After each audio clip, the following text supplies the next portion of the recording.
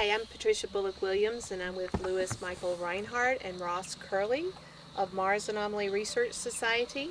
And we just had our first annual Mars 2012 Southeastern Mars Conference. Yeah. And welcome. Ross Curley was our keynote speaker, and he would like to say a few words. Good evening, everybody. My name is Ross Curley. I do image analysis for Mars Anomaly Research Society.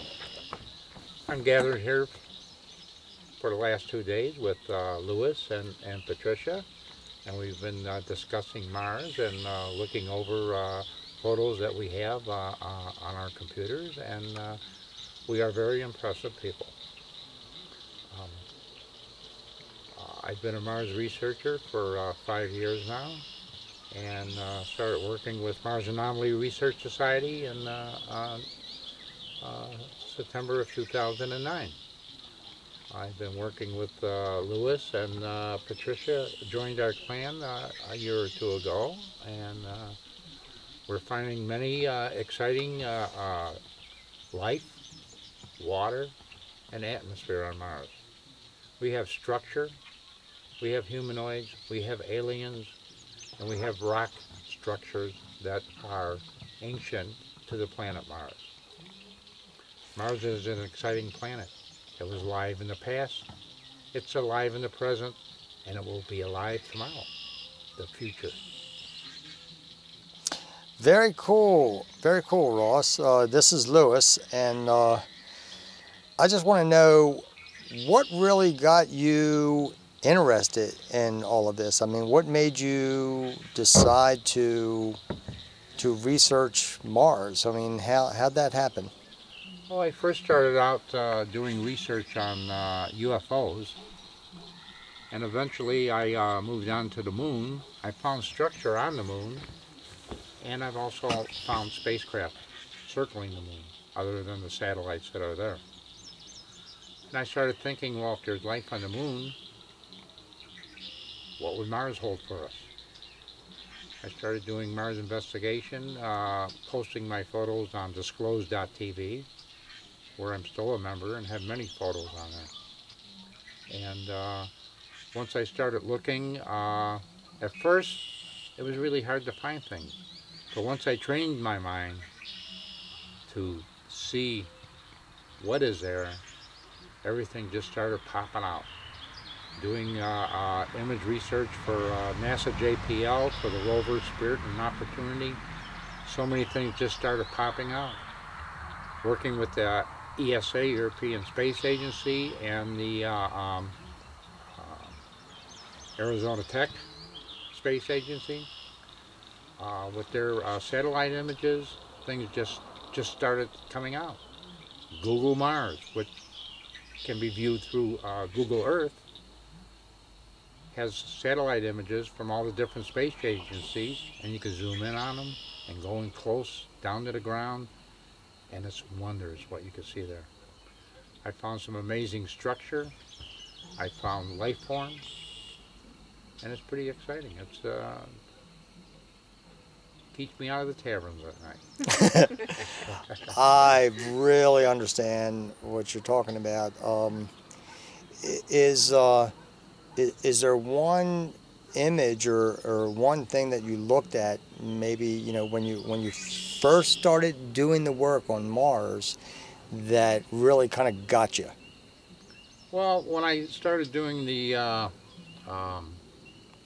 NASA images, the rovers, I found an image that looked like it had a little face looking back at me over the platform of the rover Spirit. And the rover's images are time dated, and also in seconds and minutes and whatnot. And I went down a couple more images, or a little further in time, maybe about 10-15 seconds, and there was another photo of the same little creature. Only thing is, now I have a profile of him. So I'm thinking, I have 1, he's looking at me. 2, he's profile. That's movement. Movement means life on Mars, to me. anyway. And NASA is proving it by showing it in their images. Yet they won't say that there is life on Mars. Why? I have no idea. Absolutely. I really understand that completely, because myself, I have found movement on Mars, and and I actually recall seeing what you're talking about. I looked at your work, and to me, it's self-evident. It's there. What about artifacts? Have you seen artifacts? I mean, have you not only seen evidence of current life on Mars, but have you also been privy through your research to see evidence of life gone by, like artifacts, ruins, things like that? Have you seen any of that? Numerous times. I've examined over thousands of images of Mars and artifacts. Yes, I have one that looks like a little. I can't explain what it looks like, but it's not natural to Mars. I found statues. I have one of a crocodile. I have a footprint. I have images that look like they're frozen in time, like some great catastrophe hit the surface of Mars and it wiped out just about everything. And it's pretty amazing, along with the work that Pat Bullock Williams has found and Lewis has found. Mars is a pretty wild planet. It's just that not everybody could see it. Most people, all they say is, it's a rock. It's fixation. Yes, but I know it's not. I understand that. And it's like if anyone has ever gotten a new car, one that they've been basically unfamiliar with, they get this new car and all of a sudden they start seeing it. So once you begin to see, can you concur with this, that once you begin to see these different life forms on Mars, that you actually begin to see more of them, because you know what you're looking for now, because Correct. you've actually seen it and you're like, oh my goodness, there's Correct. a bunch of this stuff. Can you concur with that? Oh yes, of course, because once you find that first life form, that first structure, you just want more. You just want more, and the more you look, the more you find. Mars is an exciting planet. It's addicting, isn't it? Yes, it is very. 5 years old it is. Okay, so you've basically, to put it in a capsule, you've kind of seen it all. You've seen ruins, and you've seen statues, you've seen living creatures.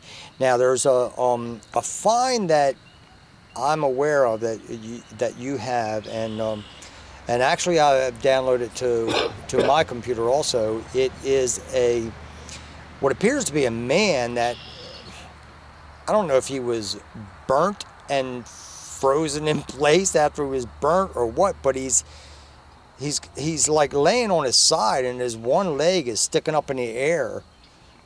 If you know the one I'm talking about, he's like just laying there, and it's like I don't know if it's charred remains or if it's the remnants of if it's a statue, or he was part of some kind of a Holocaust on Mars. What do you think happened on Mars? Why do you think there's so much devastation there along with the life? I think something along the line of the asteroid that hit Earth, and just about wiped out the dinosaur, inhabitants and population and most of life on Earth.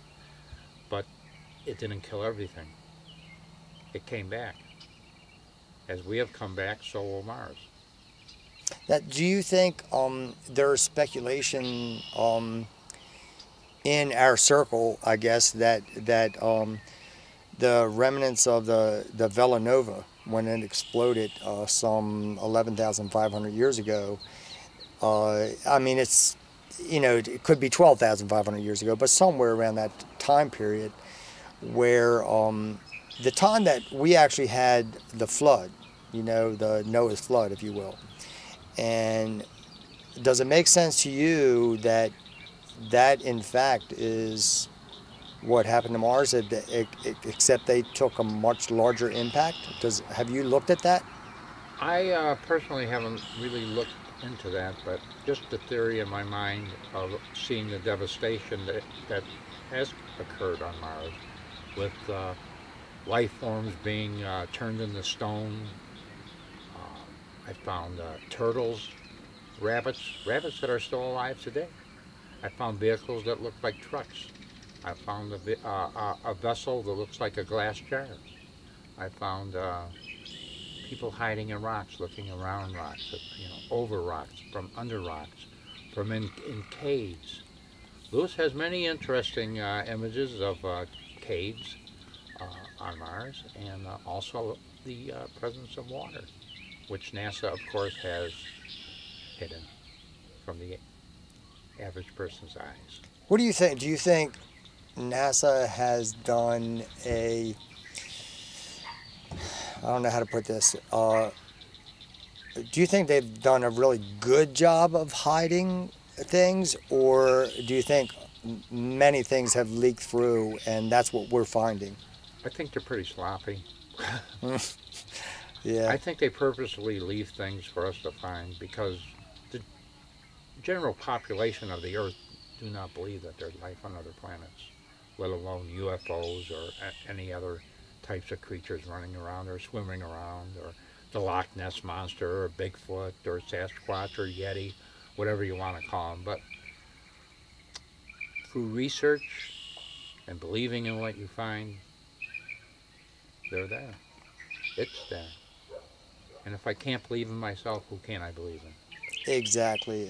You know, I guess I've said this a number of times online, on Facebook, and stating that you've really got to take a stand, and I think you have. And you have taken a stand and said, yes, there is life on Mars. And let me for a second here, Patricia, would you agree with that? I mean, do you, in the research you have done, do you also kind of, basically concur with Ross and I that, yes, there is life on Mars now, and there has been for a long time? Definitely. I believe there's ones that actually live on Mars that are true people that have survived their Holocaust and have lived. I believe that we have our own military type industrial system who are so big into the mining industry, and they're stripping it for minerals. And I think there's groups of ETs, gray, especially the grays, have their own. Because sometimes you go and investigate in each type of civilization, their structures are different. And you can almost tell when it's a mining, just a mining facility versus, this elaborate type situation of different types of buildings with futuristic things. That's usually seems to be more ET related. And then the past civilizations, they seem to mimic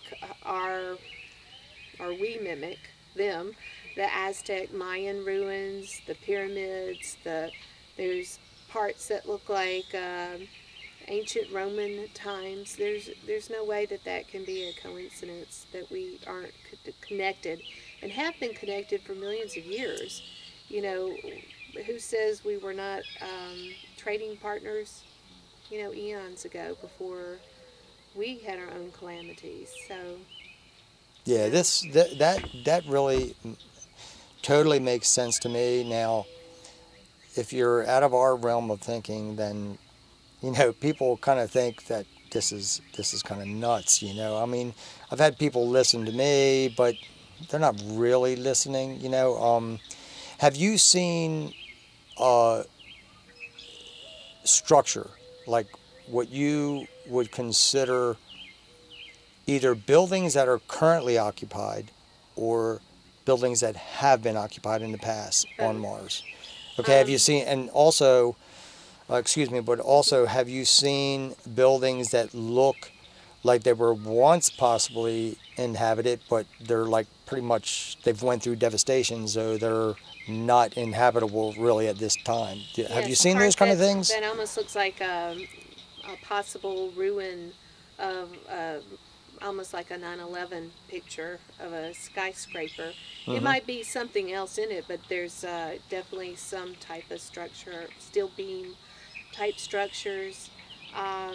I have pictures of so, things that look like City Hall with streets, little, facilities that look more like scientific type things. And Ross Curley has, to me, one of the best pictures of a house complete with tanks and a little homestead up there. There's no, that to me, that picture. How can anybody deny that that is a photograph of someone or some group of people living in that facility? Is I can't see how anybody can deny it. And true. Some people from a distance, I see a lot in the pictures that look like there's whole towns and cities and villages, and to try to prove to the ordinary person that this is what that is, and they might say, well, those are just pixels. How do you know? But to someone who looks at it all the time, you can see the waterways and the bridges, and you can Mm-hmm. see some of the other structures on there. So, or the glass tubes like that Ross originally found. I think, weren't you the one who? No, I didn't originally find the glass tubes. I was Oh. asked to examine them by Andrew D. Bashago, Mhm. president of Mars Anomaly Research Society. And in my investigation, I found that the tubes are kind of like ribbed tunnel type of thing, but the in between the ribs it's like a clear, like maybe a plastic or a glass, a safety glass, where the ground dwellers or the below the ground dwellers can come up and view the outside without being fear of getting killed or eaten by the creatures that roam the surface of Mars. Mars surface is a very hostile environment. Um, you know, Patricia, you mentioned um, the fact that there's lots of structure that is around that is either been destroyed or is currently inhabited. And Ross, you have just mentioned Andrew D. Pishago he is basically our fearless leader, Correct. and he is like, I guess, to me, he's our inspiration, to a certain degree. Matter of fact, to a very large degree. He's been there. He's been there, regardless of, what others might think about that. I think all of us three know that Andy is telling us the absolute truth. And of course that's been confirmed by William Stillings, also known as Brett, and now we have a third whistleblower as regarding the Mars jump room, Bernard Saint. One thing I want to touch on is Andy has mentioned a number of times about your discovery of what he considers the Rosetta Stone of Mars. Oh, And could you elaborate on that? I believe, if I'm not mistaken, it's it's like Nefertiti, if I got that right. It's an Egyptian woman character on a rock. correct. It's similar to that. It's the rover was I don't remember which one it was. It was probably Spirit. We're doing a close-up next to the platform of the rover. And as I was searching the area there, I noticed this one rock that seemed almost like it was hovering above the ground. And as I zoomed in on it, I noticed it had a face carved in it, almost like the Egyptian pharaoh that have the Yes. coming down. Yes, I have And seen then it. it had it like a headdress on, and its Yes. mouth, nose, eyes, everything was on it. Yes. I got so excited with it that I just captured it, brought it to my computer, got on my email, and sent it to Andy. I says, Andy, go to this location and look at this. This is amazing. And Andrew did a report on it and put it up on the Mars Anomaly Research Society page. So it's now a PDF in the Annals of Mars, correct? Correct. Okay, and of course, you and I have a number of PDFs there with some of our work. And Patricia, Yes. you have got a workup of, I like to say it's a dinosaur, but I mean, you're saying it's a lizard, and you know, I'm looking for dinosaurs there because Andy has seen them on the surface. So Well, dinosaur doesn't rhyme with Loris Valley, so that's why I named it Lizard of Loris Valley. So. yes, and it is very cool. I've looked at it a number of times. Can you talk about that some? This was actually one of my first finds, pretty much the first day I started looking, and it is definitely a dinosaur features with the snout and the teeth and the claws. It tends to have more of a hooded appearance, more like some of our lizards on our planet. And it's not necessarily noticeable in the pictures on the Annals of Mars, but there are some other dinosaurs around. It's like a gathering of them that are kind of slithered in around them. Mm-hmm. And the strange thing is, at the bottom it appears to be some almost like humanoid doll-like remains, or you know, not real sure if they're human or just dolls or something of some type of thing, which makes you think of either some kind of intelligence of these animals beyond what we normally think of, but we haven't really seen a dinosaur to talk to. But some kind of collection of either remains or just some kind of collection of humans or dolls or some type. Well, what do you think about this regarding dinosaurs, intelligence, that kind of thing? You know, I recall, I believe was in Jurassic Park 3, and Dr. Gray is giving his little speech in front of a bunch of students, and one of the lines that he says that if it were not for the cataclysmic event that took out all of the dinosaurs on this planet, that the Velociraptor would possibly be the dominant species on this planet. Exactly. Do you think that is viable? That's very possible? viable, and because it's definitely some kind of gathering there with that with those items. I'm just waiting for the next view. So you're saying that, see what changes. Yeah. okay, excuse me, but you're saying that possibly what you first began to talk about as far as intelligence, that maybe in fact that these aren't just dinosaurs, but they are actually could be intelligent dinosaurs? It's possible? Yes, well, even in Jurassic Park, since you brought that up, Velociraptor certainly learned how to open up the doors very fast. You know, so you know, they dominated this planet for a while.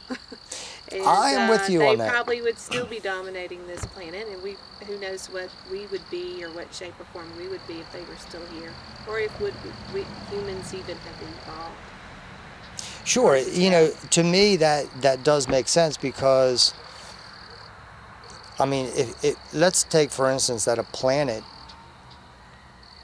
did not have the devastation that we had, and in fact they had dinosaurs on it, and they went on, and again that cataclysm didn't happen.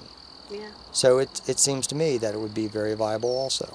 You know, so maybe they're the grandfathers or ancestors of some of our reptilians. You know, we think they're from outer space, but maybe the reptilians who lives underground, they're not all from out, you know, maybe they're actually somehow related to our past dinosaurs. and we don't know, do we? No. For sure, we don't know. Exactly. But I guess what is said many times is that whatever you can imagine to be possible could be. That is very true.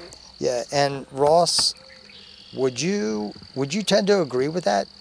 Would you Yes, tend to? I believe that that something like that could possibly happen. Evolution, of the animals, just changing over time to better protect themselves or better to perform their lives and continue their species. Although many have changed a wee bit. Um, yeah, I agree. Okay, now you said that you really don't know what actually happened on Mars, not for sure, so, but do you think, and I think we've covered this to a certain degree, but do you think there really is not only life on Mars now, but it has been in existence for as long as there has been life on Earth? Do you think that? I would probably say so.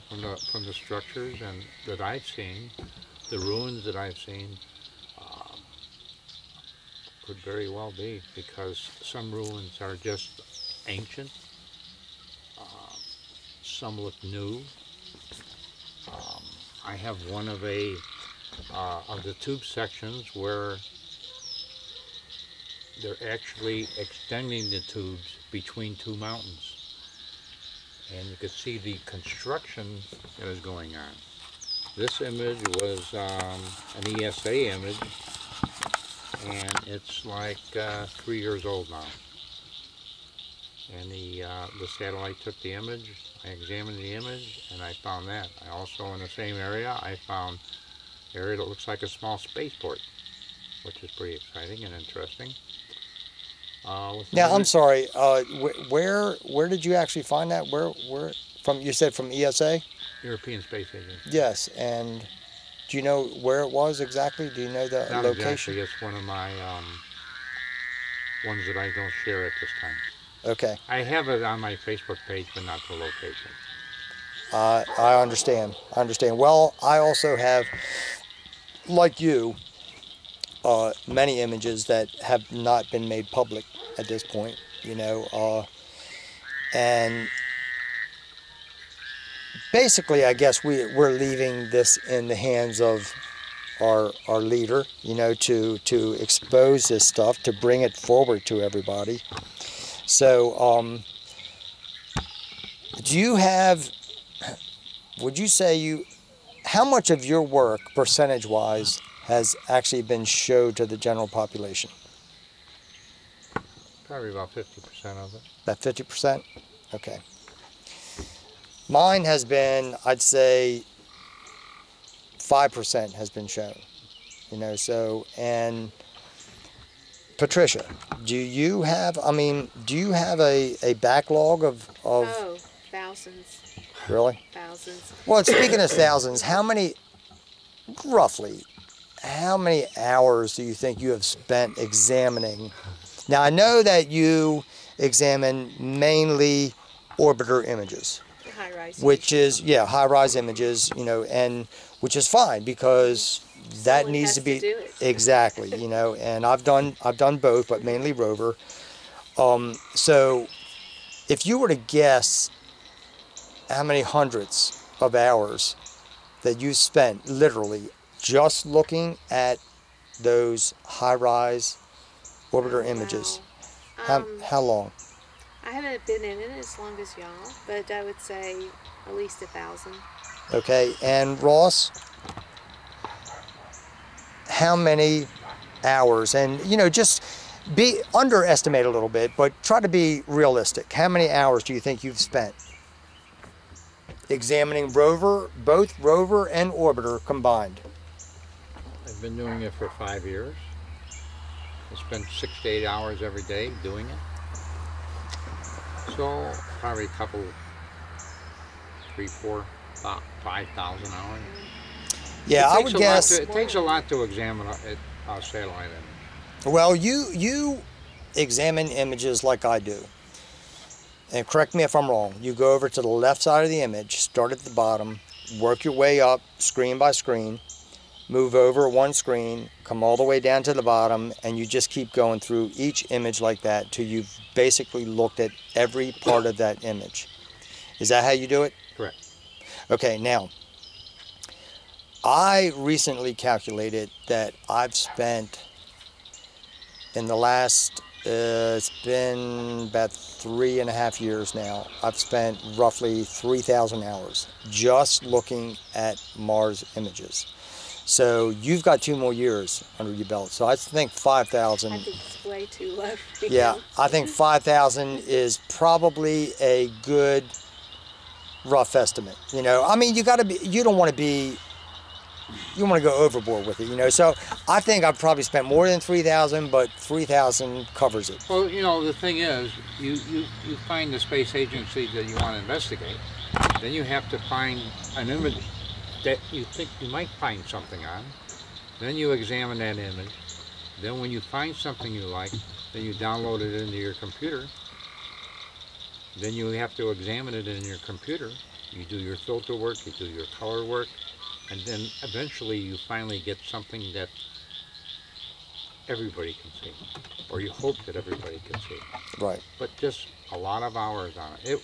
Just for one image, it could take me up to 4 hours from start to finish just to examine one image. I understand that completely. Now, would you also, what I do is I spend all this time looking over an image, a specific image, and once I find something, then that's like another segment, because once you find something, then you have to do the work on that specific thing. Like, for instance, you find a humanoid being, and then you filter that. You don't really color it, you don't paint it, you don't distort it in any way except for tones, hues, things like that. The highlight tone. Would you agree with that? Is Yeah.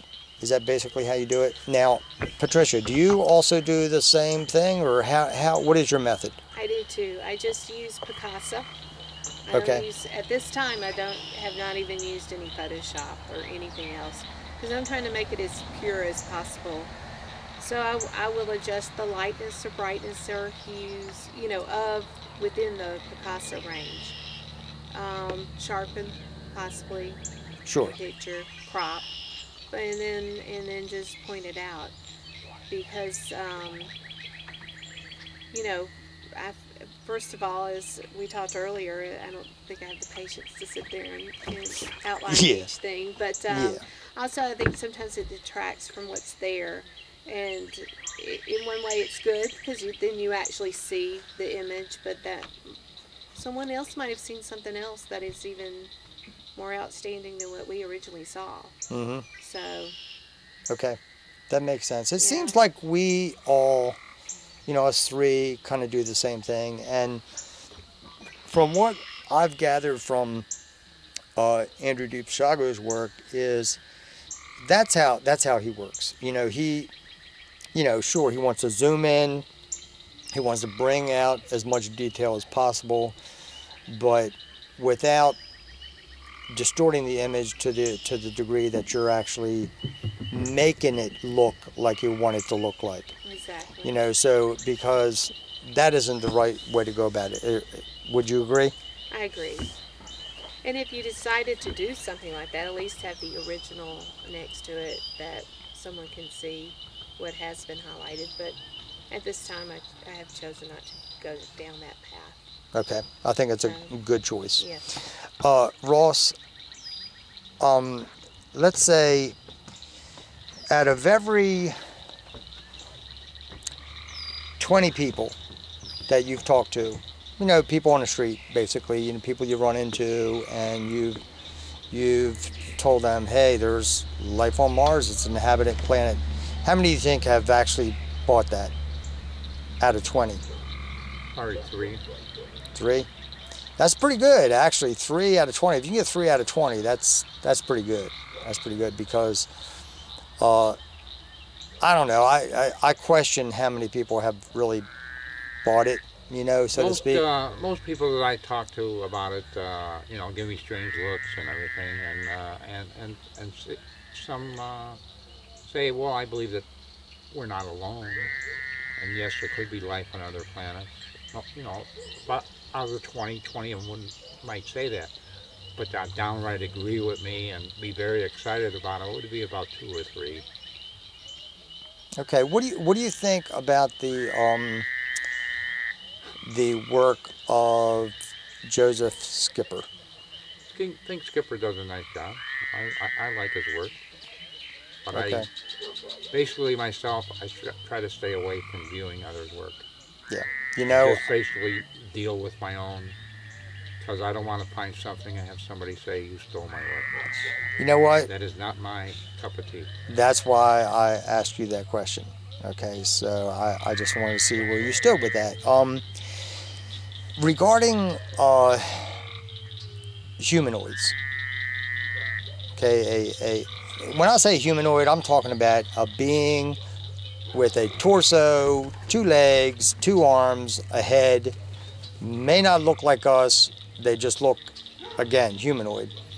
Do you have what you consider your favorite find in the humanoid area? My favorite... You've got a number, I'm sure. I have a number. One I have is the back view of a nude human. You can see his buttocks, his back, and the back of his head. And when filtered with color filters, it brings out a flesh tone. It's kind of interesting to see. Okay, do you want to tell us actually where you found that? In Project Treetops. Nice. Which is a secret project. Yes, it was. Yes, it was. And I think that you and I were commissioned by Andrew Deepshago to actually do the work on that, Correct. to see what it was actually, from what I gathered from Andy, it was kind of a test to see, not a test of our ability, right, but just to let's see if these guys can see what I see. And the fact is, we did. We did. We found lots on there, and very interesting image that NASA reported as being looks like trees, frozen North Pole area. I think that's what it was. And the image, if I recall correctly, is like kind of has a pinkish hue to it. But what else did you find on that image? I found structure. I found ships, tunnels, and Andrew Deepshago's Striding Gremlin, which is quite exciting to see as it's going through a tree line. I've seen lots of humanoids, like they're in a spa area, because yes, if what NASA says is ice, how could there be naked humanoids there? Exactly. There has to be. Maybe it's like Hot Springs, Arkansas. That comes to mind, but it's really hard to say. It's exciting work. Yes. William Brett Stillings, he likes to say that NASA is never a straight answer. Would you tend to agree with that? I agree with that, 100%. Yes. And Patricia, would you also agree with that? Does it seem that way to you, or maybe not? By the fence? Really? With NASA, I think there's so much bureaucracy in there, and there's so many different groups and levels and different information that is never a straight answer to us, the public, but they do have their ways of getting their information out. I can't get it out. Do you think, first you, Patricia, do you think that NASA in general is fully aware that Mars is inhabited? Oh, yes. Okay. Yes, same thing with the moon. They knew the moon with all the different beings and stuff on the other side of the moon before we ever even launched our first Apollo up there. You know, they warned them what They knew were already. gonna see. Yes. Okay. So they have known for. They know. Not now. Are you talking about the regular engineer that's working at Huntsville? Does he know? Possibly not. Right. But probably he, you know, certain echelons of that does. So I believe that there's more to NASA than meets the eye. Yeah. Say Yeah. different levels, but yeah, plain NASA that you see every day. I agree with Brett on that. But I guess what, you know, to allude to what you were saying about some really not kind of knowing, like the engineer working at Huntsville, that things are very compartmentalized, you know, so if you're not specifically working on the images, exactly, they probably don't know. Would you agree? I agree. Okay. Yes. Would you also, Ross, would you agree with that? Does it seem like that's the way that it is? I mean, and also to add to that, do you think that them hiding the fact of life on Mars, it's fully intentional, that they are, there's a goal to hide that life? Correct, but you also have to look at it this way here. Government employees are paid very well. Sure. Some government employees that have the jobs of examining the raw footage, they got a good job. Right. They don't want to lose their job. Right. They're hired.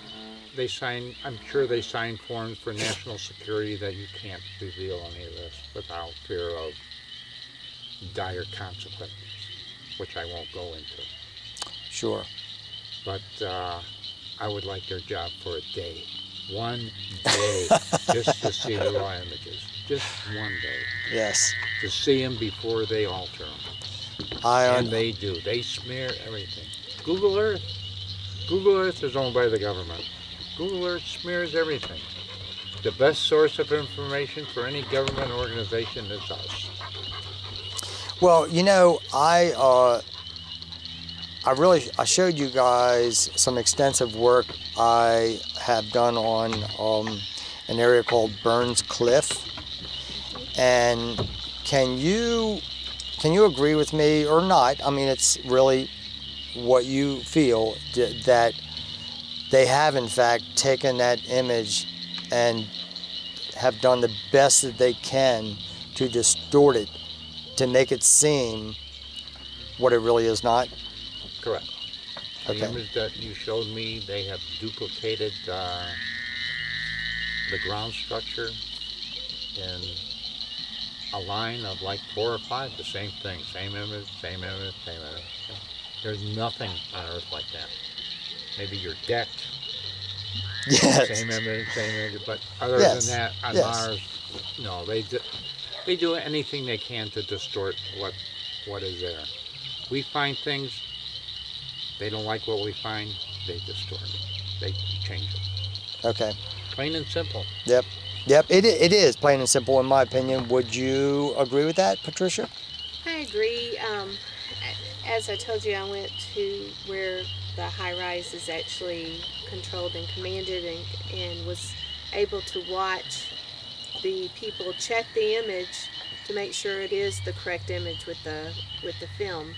Something like that wouldn't have passed their record, because they have to check, is this Mars Vallis on this side with this? They have the record and they check it before it ever goes to the scientists.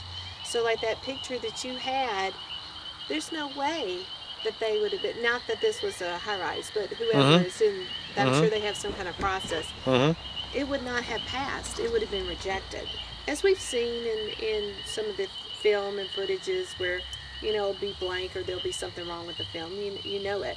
That should have been never gone through. Okay, I think we're going to kind of close it here, only because it's starting to get a little dark, you know. So I don't know how good the resolution is going to be. I want to ask, maybe a couple final questions to you both. Do you believe, Patricia first, that it is a matter of time before the general population is fully aware that Mars is in fact an inhabited planet?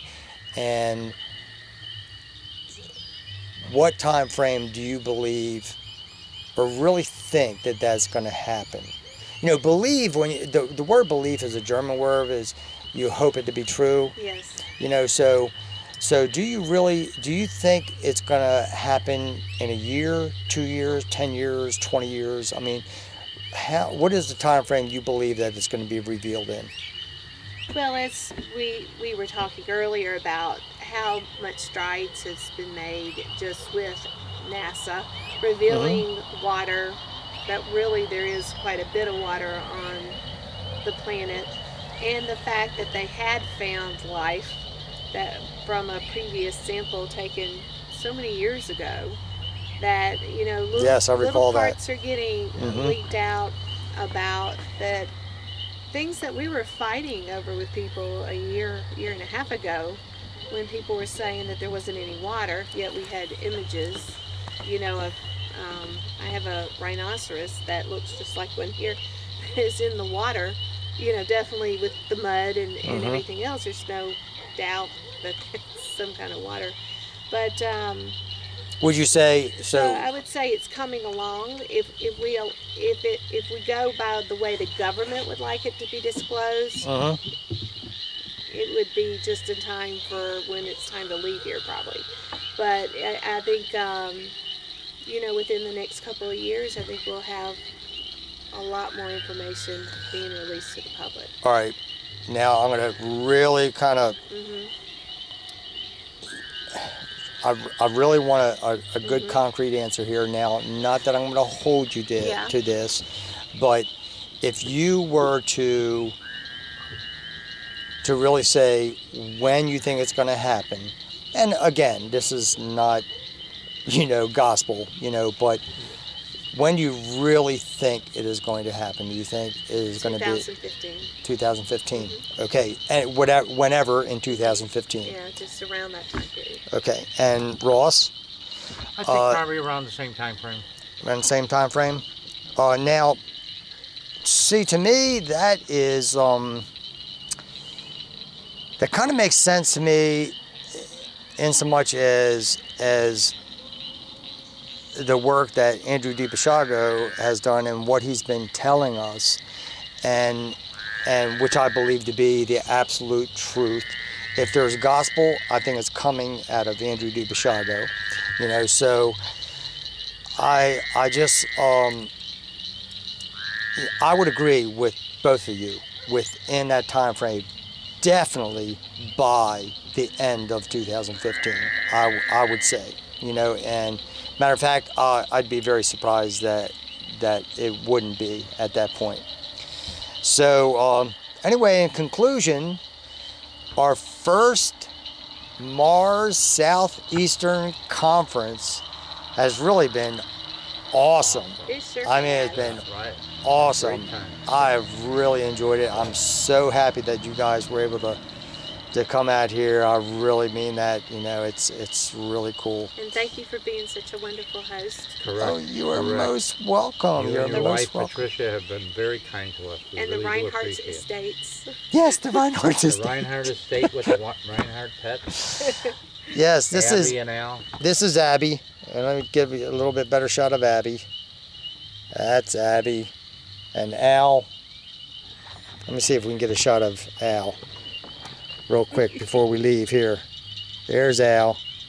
Just chilling out. That's the Marima. So, guys, is there anything that you would like to say to kind of close things out? We're almost an hour here. Other than Mars is alive, and hopefully by 2015, the entire world will know. I'm with you. I agree with you 100%. I hope so. And Patricia, and may any final words? Full disclosure happens soon. Yay! Woohoo!